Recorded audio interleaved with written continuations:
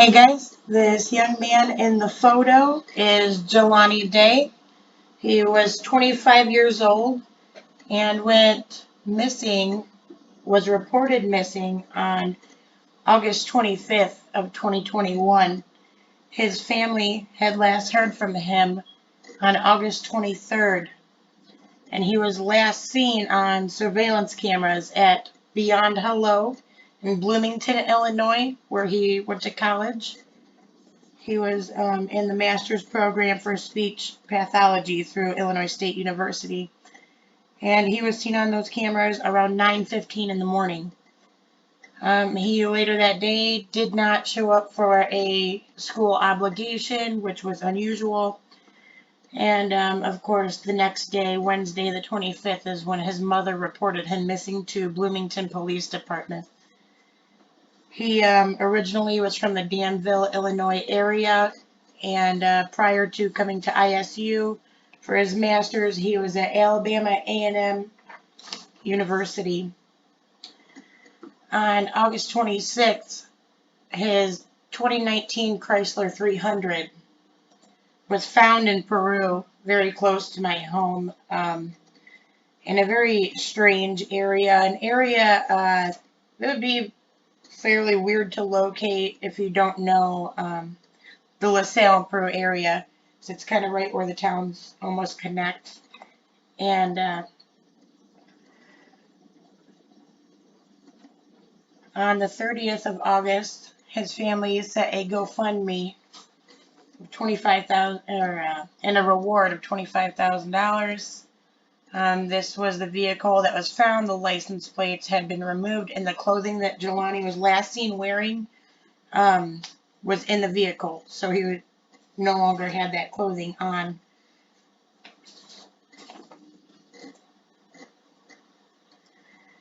There were a few searches conducted after Peru police found the car. They found some things in the car that made them feel the need to obviously search the area. Again, he seemed like a pretty well-rounded kid. He was last seen just going to the pot shop, getting him a little something, and was not seen again. He had previously been seen on campus earlier that day. I believe it was about an hour or two beforehand. On September 4th, though, a body was found in the south bank of the Illinois River, east of the 251 bridge. And that's about a mile or so away from where the car was found.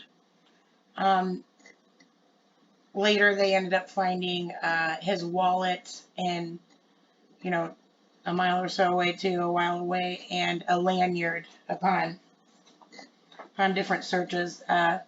I believe they were all found on different days, actually. But that body was so messed up, they obviously could not identify him or whoever it was then, and said it would be multiple weeks before they could get the DNA back to let us know if that was, let the family know if that was him or just somebody else missing. It would also be terrible. But on September 23rd, the LaSalle County coroner's office did confirm that through DNA testing that the body found was that of Jelani Day. His family has had their own coroner investigation as well. So there were some discrepancies between the two, and the LaSalle County Coroner's Office removed part of his, I believe it was his tibia bone, for DNA testing. Jelani's mother, Carmen, reported that while she was speaking to the coroner from LaSalle County, he had gotten an attitude with her, was like, well, do you want us to identify your son or not? Things like that, kind of inconsiderate. And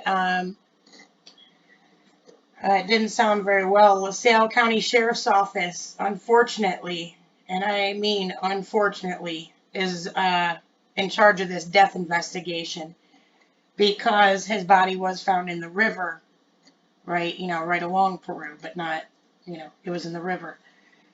I did go ahead and call the sheriff's office today to inquire just, if they were the investigating agency at this point for the death investigation, because there's numerous agencies that have been involved. Bloomington, obviously, it started with them, which is about an hour south of here. And then in Peru, where the car was found, and then now the body was found in the Illinois River. So Sheriff Adam Diss runs the LaSalle County Sheriff's Office. When I spoke with the deputy on the phone today, though, he actually informed me when I was questioning whether they were the agency to talk to about the investigation, not in a media standpoint, but I didn't tell them who I was, and just if, I didn't let them know whether I had info or not, just to see what they had to say and such, right? That deputy informed me, well, it's a multi-agency investigation and all this, which obviously I understand that. I am talking about the death investigation. I try to make that clear. The deputy then informed me that that it would be Sheriff Adam Diss that I would need to reach out to, or that a person would need to reach out to. And he is an impossible man to reach, especially if you're me. And that he also was not around right now. He was not there today. He was gone wherever. He did offer to, after I asked, offered to link me up with the voicemail, but prior to that, he actually told me to call back tomorrow. I find it highly odd that they do not have other investigators that could have spoken with me, taken any information besides Adam Diss.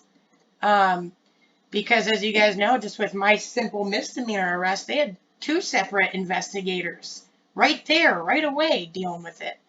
And this man is dead. This man was found floating in the river, missing teeth. His eyeballs were gone.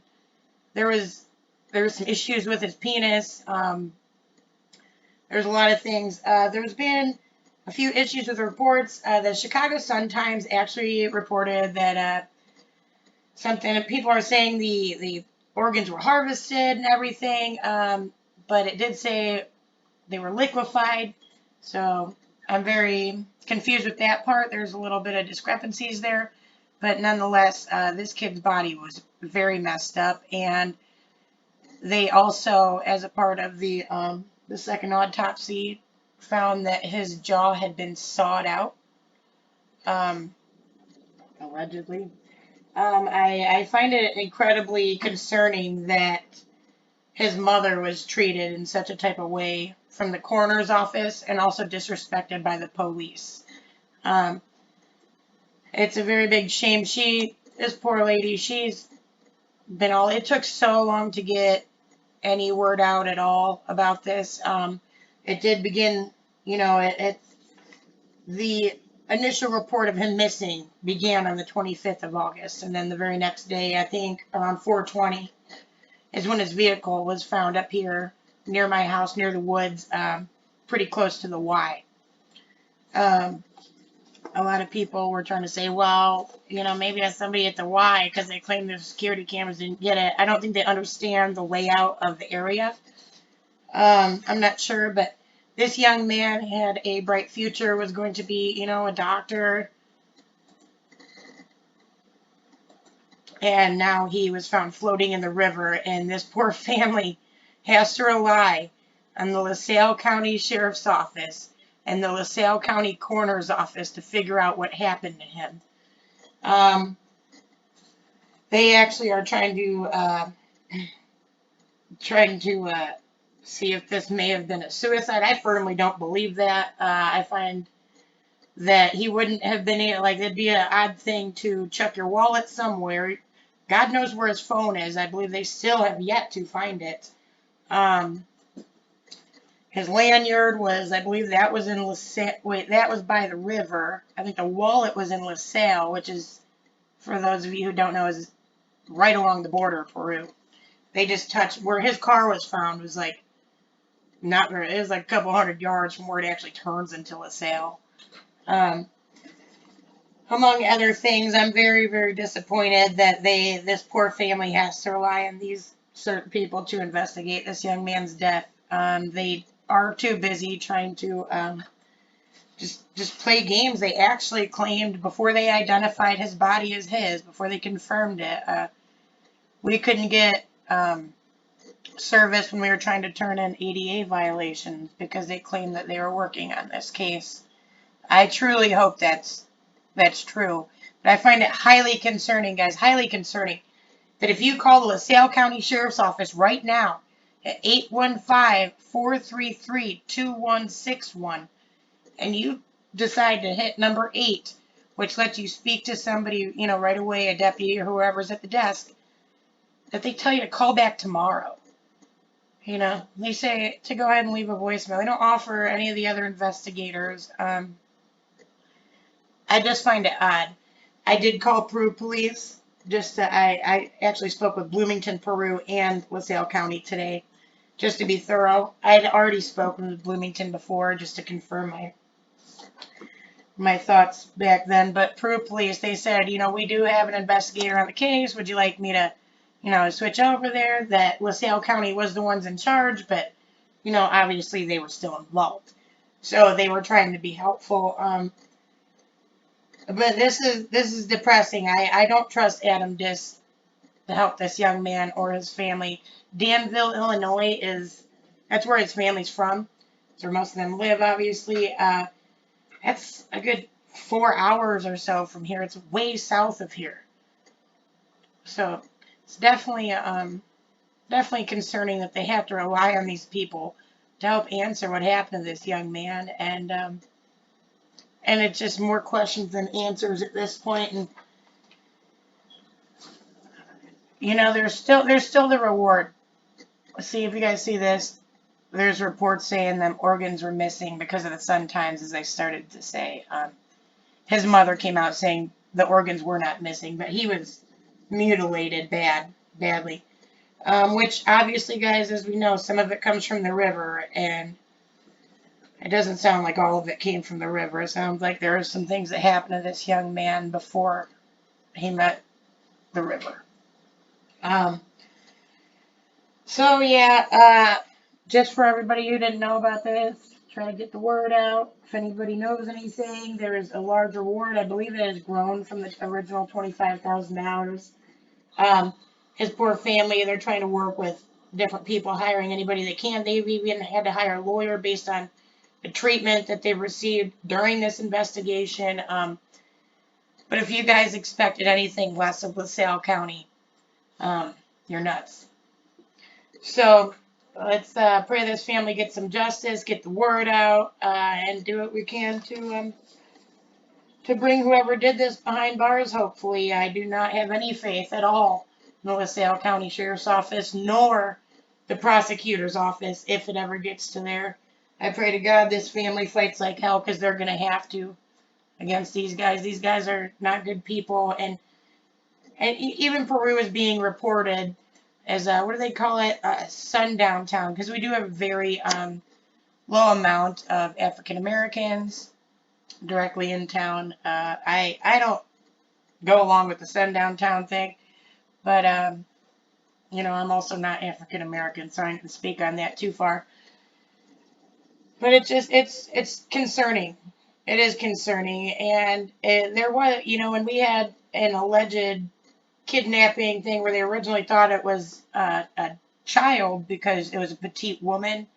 I mean, just everybody knew about it immediately, and it was just all over and such a big deal. And now this young black man just kick rocks, So where are you at, Adam Dis? And I want to know why the sheriff's office, this man is dead. There is a murderer probably out on the loose, God knows where. This guy didn't kill himself. You can't tell me that for a minute. And they want you to call back tomorrow to speak with the actual sheriff.